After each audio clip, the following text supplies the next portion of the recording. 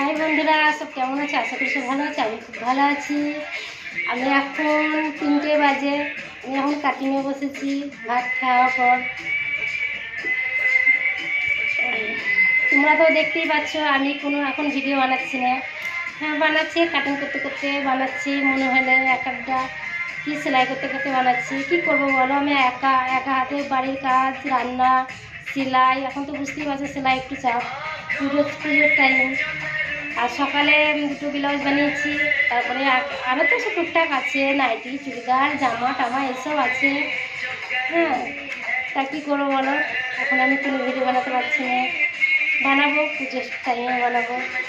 এখন আমি ওই কাটিংগুলো করার পর আবার মেশিনে বসবো। বুঝতেই তো পারছি এখন কাটিংয়ে বসেছি, দেখতেই পাচ্ছি তোমরা।